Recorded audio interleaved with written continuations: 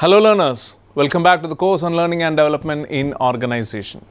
The last session of the module 9 will be looking into sample interventions. How effectively we can enhance learning and development in an environment. Let us take a context of an organization. What are the possible sample interventions? What are the possible interventions from the management side or from the authorities side which can actually enhance learning and development within the setup? I am Dr. Cyril Issac. I am an assistant professor at the School of Business, Indian Institute of Technology, Guwahati. Now, when you look into enforcing workforce capabilities through L&D, and typically, this particular session, I will look into the theme development is not about simply filling gaps. It's about unlocking potential. The moment you realize this, you will be eager to learn and develop. It's not from the organization's point of view, not to just fill gaps. I have a lacuna here, I have to patch it up. It's not that patching, it's basically unlocking the potential, creating a workforce, creating a pool of employees which will take up the reign of the organization in the coming future in a very stunning way. So this is what should be the idea of development. Let's look into some of the possible L&D interventions. Let's start with the learning and development interventions. So when you talk about learning and development interventions, they are structured programs aimed at improving the KSAs, the knowledge, skills and abilities and behaviors of the individual. They help close the performance gaps. If there are anything, there is a task, duty, responsibility that is there allotted or aligned with every particular job. Now you have an employee who is having certain knowledge, skills and abilities. Are both of them matching? So all this alignment with organizational strategy and objective, this is what L&D intervention actually calls for. So when you're talking about L&D, learning and development intervention, effective interventions are always context specific. There might be some issues that can come up with respect to a particular individual. The intervention might be different from context A and context B. This is precisely, dependent on, let's say, something like work nature, something like culture, something like learner needs to boost the satisfaction, boost the job satisfaction, the innovation, the performance in the job. So when you are looking into learning and development interventions, it is always required to have a better performance. That's the reason why we go for intervention. But that intervention is always context specific. You have deployed a particular intervention strategy in one organization in a context. If you deploy the same strategy in the same organization in a different context, there are chances that you may actually fail. So this is precisely the game of interventions when you talk about learning and development. When you talk about the learning and development interventions, let's look into the different possible classifications that we have in greater detail. We have the individual versus group focused interventions. We talk about the individual versus group focus. Individual focus interventions are personalized or customized intervention targeted at a single employee or a select few. So they are often designed for specialized roles or for developmental coaching. So, an example could be an executive coaching for newly promoted senior leaders, or sometimes there might be a personalized e-learning modules using adaptive platforms like AI-driven LMS platforms, which we had discussed in the previous session. There could be some developmental assessments followed by feedback sessions and individual development plans. So how do they benefit us? They give us tailored aspects to personal learning needs and career goals. They give us more depth and sustained attention to behavioral change.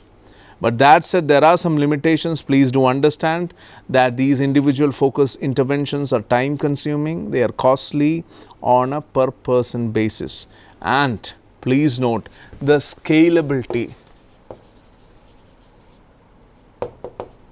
is limited when we talk about individual focused interventions. So according to Eli et al. 2010, I would say Individualized coaching enhances self-awareness and fosters behavior change, especially in leadership context. Now, when we talk about the group-focused interventions, these are designed for teams or larger employee segments. They encourage shared learning and can help develop collective skills or foster cultural changes. So, the typical examples could be, let's say, workshop on team dynamics for cross-functional groups can be intervention, a group-focused intervention. There can be classroom training on customer service for frontline staff, or there can be a cohort-based leadership development program. So, all these typically benefit the collaboration among groups. They have a more cost-effective approach for reaching multiple employees. But that said, please note, unlike the individual focused interventions, it may not address individual differences in learning pace or style. And there can be group dynamics that may influence participation quality altogether. Now, let's look into some of the functional aspects, some skill-based versus behavior-based interventions. This classification relates to the nature of the learning outcome, what kind of change typically is required or enhancement is expected from the intervention. So, you talk about skill based, these focus on enhancing the technical or functional knowledge. They are measurable and performance oriented. So, something like, let's say, software training like SAP, Excel or Power BI, or sometimes safety protocol certification programs, or sometimes financial marketing workshops for analysts. So, all these are typical examples. Now, these do have some benefits. They are easy to access, skill acquisition through tests or tasks. They are often directly linked to job performance. But the limitations are it may not translate into behavior change without follow-up, and the relevance diminishes quickly in fast evolving fields.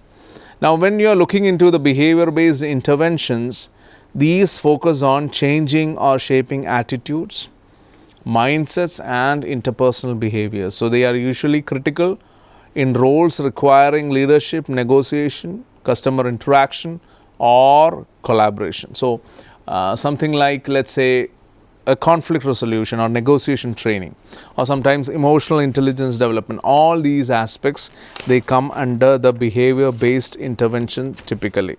So, when you are looking into the functional type, you have the skill based versus behavior based, unlike the unit of analysis type, which is the individual and group. When you talk about the behavior based, please understand that it has the potential to improve the workplace climate and interpersonal effectiveness, and without doubt it is crucial for leadership and managerial roles. That said, it is harder to measure short-term impact. It requires reinforcement and reflective learning. Now, let's quickly look into another classification, which is short-term versus long-term interventions. The classification of short-term versus long-term is based on the duration, as you can see, and it also has an element of developmental scope of intervention. So, you look into the short-term interventions, these are designed to meet immediate learning needs or compliance requirements. So, training on new software rollouts or induction programs for new hires or regulatory compliance modules typically have some benefit, like it's quick to implement. It provides immediate utility and knowledge refresh. But that said, there are certain typical limitations, like knowledge retention may be low without application, and it does not support the career development or strategic readiness. There are certain long-term interventions also. These are aimed at building enduring competencies within the organization, often linked to career paths or strategic workforce planning. So, something like the leadership development pipelines or graduate trainee programs or succession planning initiatives. These could be some of the examples, and please do understand these long-term interventions do have some benefit. They have a sustained employee engagement and commitment that is associated as a result, and it also aligns learning with the organization growth. That said, there are some limitations also. It requires long-term resource investment. It has a typical demand for high investment in terms of resources, and the outcomes are harder to isolate and attribute. So now let's look quickly into another classification, which is reactive versus proactive. So this classification of reactive versus proactive is based on the timing and purpose of intervention in relation to the business needs.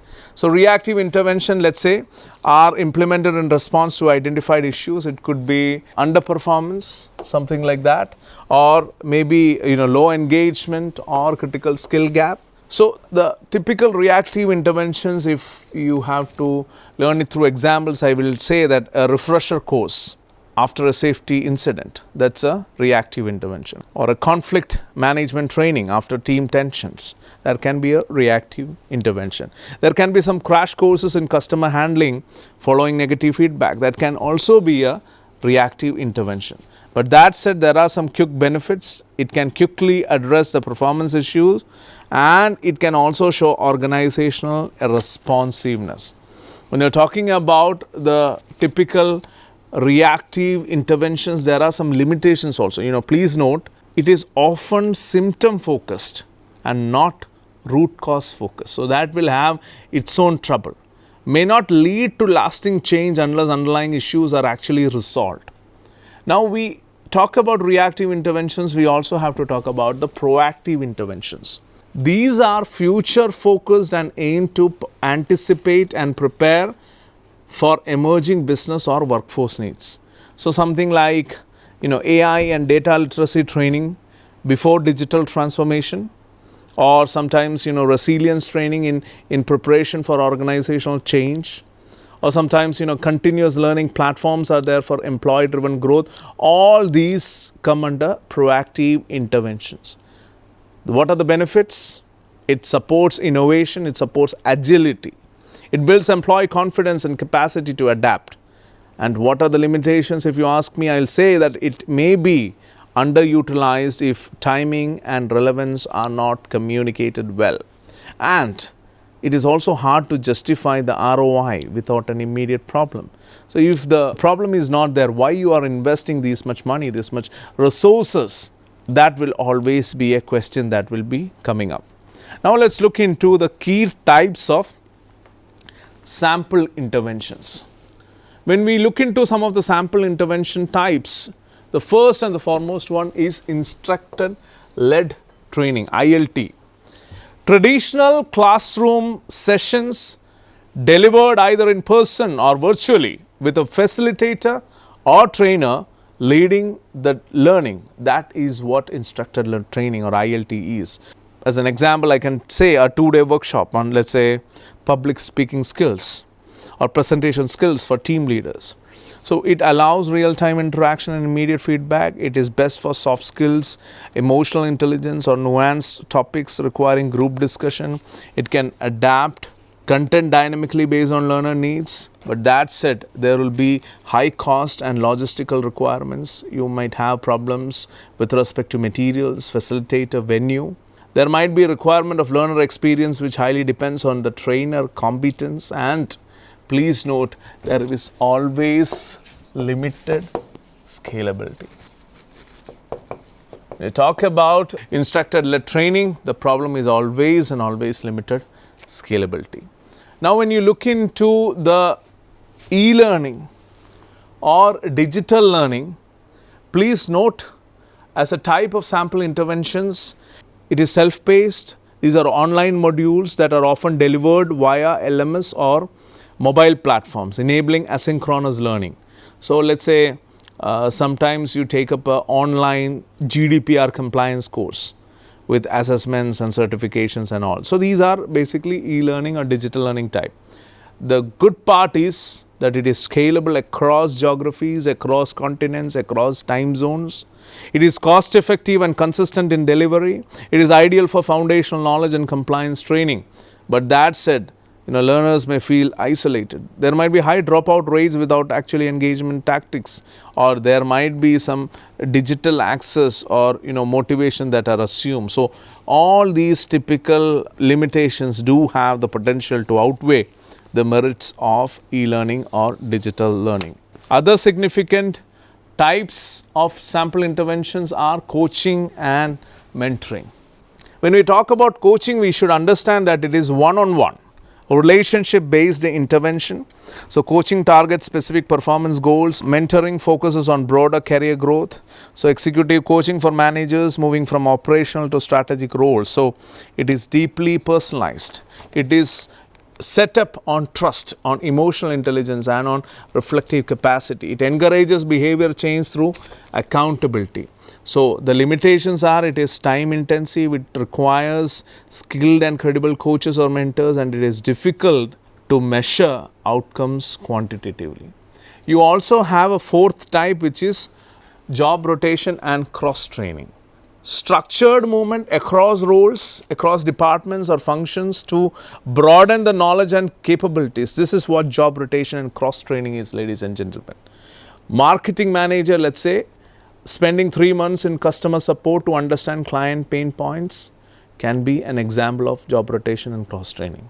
So it breaks down silos, it encourages cross-functional collaboration, it helps identify hidden talent and leadership potential, it enhances the organization agility. So a lot of such possibilities are there, but that said, it may temporarily disrupt operations. It may have a misalignment that can lead to reduced productivity. It can require strong coordination and managerial support, again, which is time, cost, labor intensive. Other significant types would include action learning projects, ALP. Teams work collaboratively on real business challenges while engaging in cycles of learning and reflection. So a cross-functional team, let's take an example. A cross-functional team redesigning a supply chain strategy while applying, let's say, lean principles. That can be a classic example of an ALP, action learning project. Please note, it is having high impact and high relevance. It builds problem solving and decision making capabilities within, and needless to say, it promotes collaboration across the silos. That said, it is time consuming. It may distract people from routine work. Learning outcomes may vary based on team dynamics, and it requires a skilled facilitator or learning coach. Now, the next part is something which we have already seen across in the previous session. Blended learning, a strategic combination of face-to-face, virtual and experiential learning methods. So I'm not going to spend much time in this because the entire session was dedicated to this particular topic. So example quickly could be a 6-month, a leadership program with digital theory modules, classroom workshops, or coaching check-ins. So typically what happens is that it combines the benefit of all these different formats which we have seen. This particular program could be flexible and learner-centric, and it encourages reinforcement and application of knowledge. But again, there are certain limitations also. It requires, robust design, coordination. It needs tech readiness and LMS usability that are critical, and it also has to have evaluation, which can be complex at times. Then there is micro-learning, bite-sized learning, experiences that focus on one topic or skill at a time. So it is often accessible on demand. So a 3-minute mobile tutorial on crafting compelling, let's say, email subject lines. That can be an example to that. The merits are clearly written. It's a high learner engagement and retention aspect program. Ideal for just-in-time performance support, and it is compatible with busy schedules and mobile use. But that said, please note, it is not suitable for deep, complex learning, and it can be disjointed if not part of a broader learning path. Then we have the most discussed gamified learning.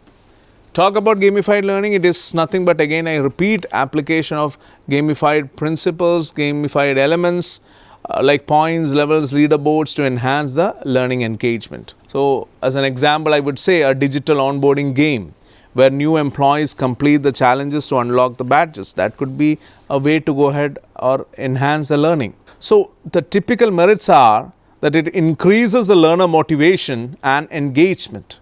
It encourages healthy competition and completion, and it makes repetitive content more enjoyable. But that said, please note, poorly designed gamification can feel gimmicky, And not all employees respond positively to a game mechanic. Some might not be interested, some might not be very happy with the game mechanics because they might have approached the work in a more different perspective or different way altogether. They might not like it to be associated with the game mechanics or game elements. So that could also be one of the significant limitations. Then we have on-the-job training, OJT. Learning occurs in the actual work environment under supervision using real tools and tasks. So typical example could be that of a new warehouse operator, shadowing a senior colleague for a work. When you look into on-the-job training, you'll see there are certain critical merits, that there is immediate applicability and contextual learning. Please note, on-the-job training is cost-effective and efficient, and also it builds job confidence. But please do understand there are certain limitations, Inconsistent quality of instruction could be one. Or there could be that risk of reinforcing outdated or incorrect practices. You are being assigned to an individual who is not able to actually communicate the updated task or updated activities with respect to the particular task. Or he or she might be poor in terms of communication. All these are possible pitfalls of on-the-job training. Then we have simulation and role play. So learners engage in structured scenario, mimicking the real world challenges. So typically, let's take an example, HR managers participating in mock interviews or grievance hearings.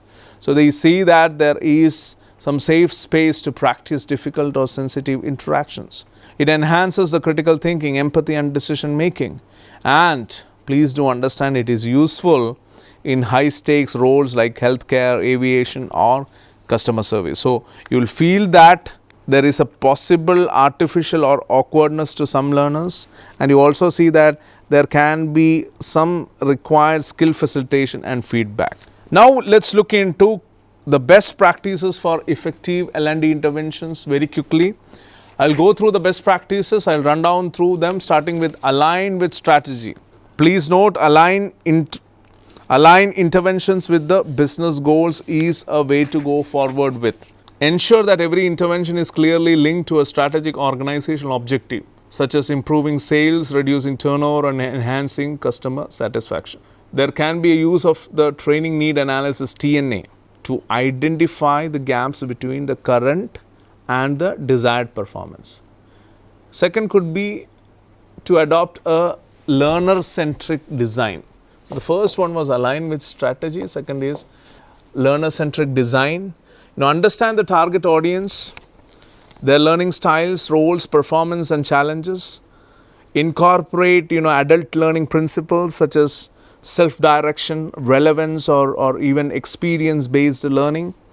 Sometimes use personalized learning paths wherever possible, especially in e-learning or coaching, etc. Then the third aspect would be blended learning. Combine the formal learning, workshops, e-learning with informal methods like peer learning, communities of practice, etc. as we have seen. Use blended learning to increase the flexibility, reinforce retention and to improve the learner satisfaction. Try to use the real world context and application. That would be the fourth aspect. Integrate case studies as we do in our sessions now. Simulations and action learning projects to bridge theory and practice. So design activities that allows learners to apply skills directly to their roles. Provide continuous reinforcement and follow-up. Use nudges, reminders and follow-up coaching to ensure transfer of learning.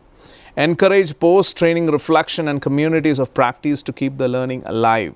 Then we have customization, customized interventions for context and culture. Avoid one size fits all. Consider that the organization culture, the industry type and the regional or generational differences into account.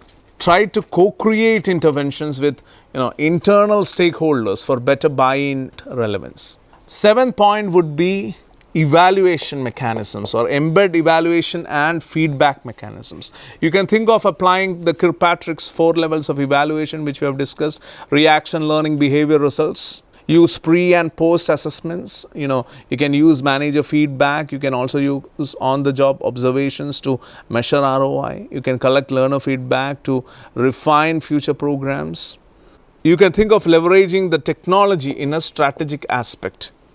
Use the LMS, the learning experience platforms, gamification, mobile learning to enhance the reach and engagement. So use AI to recommend learning paths or analyze the behavior trends. Try to develop learning agility and a growth mindset. That will be another best practice. Promote a culture where continuous learning is embedded in everyday work, and it encourages managers to act as learning champions and role models typically. And finally, involve managers in the learning process. Equip all the possible intermediaries, the managers, in the learning process to support learners pre and post intervention through, let's say, coaching or check-ins. Align the performance appraisals and goals with learning outcomes typically.